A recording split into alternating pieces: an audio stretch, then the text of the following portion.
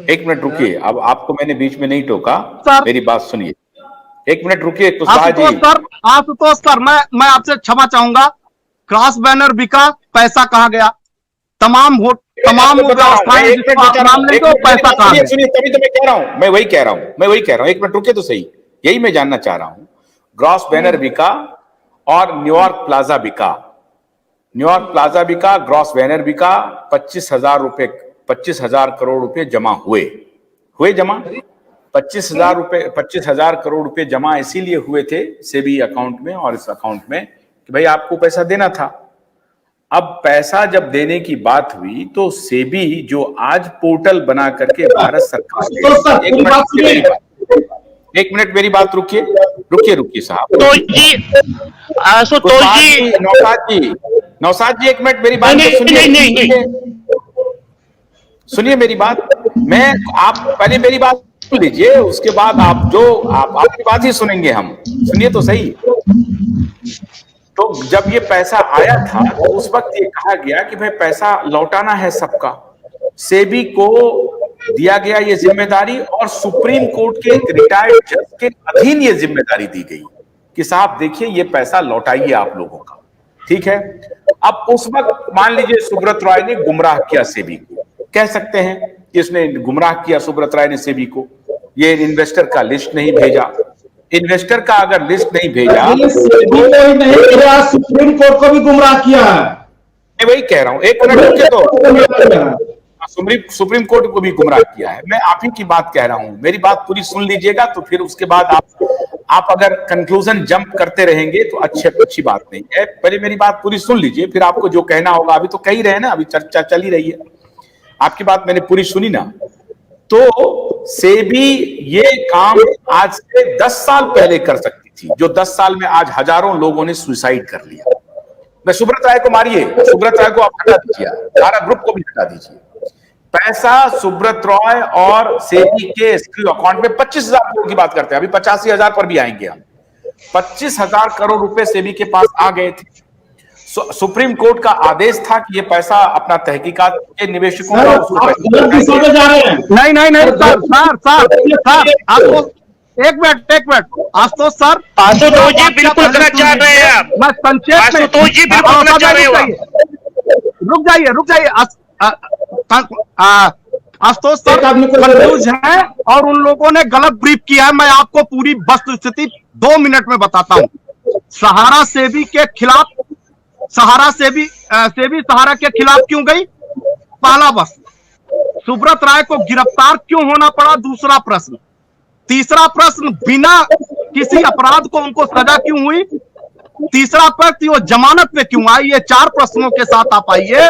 सुब्रत राय देश में जब तमाम वित्तीय अनियमितता करते दिखाई दिए तो सेबी ने उनके खिलाफ एक्शन लिया। सेबी ने जब एक्शन लिया और वो पत्राचार का कोई जवाब नहीं देते हैं, उसके बाद मजबूरन में सेबी को सुप्रीम कोर्ट का रास्ता इख्तियार करना पड़ता है। सुप्रीम कोर्ट 3 बार उनको पत्र देती है कि अपना पक्ष आकर के सुब्रत राय रखे, लेकिन तीनों बार सुब्रत राय नहीं आते हैं। लिहाजा सुप्रीम कोर्ट अंततः ये कहती है कि आप किसी न्यायिक प्रणाली से बड़े नहीं हो सकते, भारत के संविधान से बड़े नहीं हो सकते, सुप्रीम कोर्ट से बड़े नहीं हो सकते।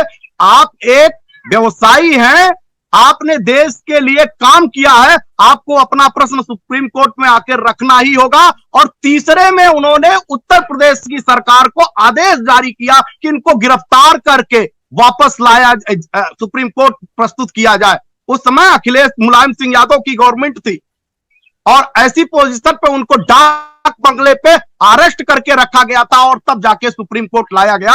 और सुप्रीम कोर्ट आने के बाद भी पहली टिप्पणी माननीय सुप्रीम कोर्ट की थी कि आपके ऊपर कोई अपराध नहीं बनता, लेकिन आपने कोर्ट की अवमानना करी है, आप इस लिहाजा इस कारण आए हैं।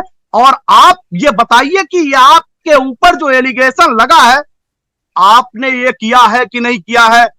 आप इन निवेशकों का पैसा देंगे कि नहीं देंगे? कोई समुचित उत्तर ना दे पाने के कारण इनको 13 दिन की न्यायिक हिरासत भेज दी जाती है। 13 दिन बाद फिर बुलाया जाता है, लेकिन वो तब भी कोई समुचित उत्तर नहीं दे पाते। लिहाजा इनको कोर्ट जेल भेज देती है बिना किसी अपराध के।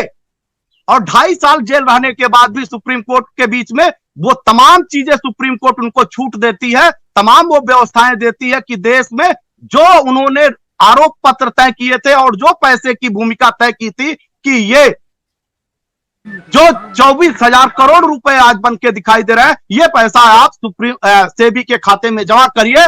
उन्होंने सेबी के खाते में संपूर्ण धनराशि जमा नहीं करी, संपूर्ण धनराशि जमा नहीं करी, और वो पहले 5,000 फिर आपके बीच में शायद 9,000 करोड़ रुपए जमा कर 15-16 हजार करोड़ जमा करने के बाद वो भी 2 किस्तों में उन्होंने जमा नहीं किया।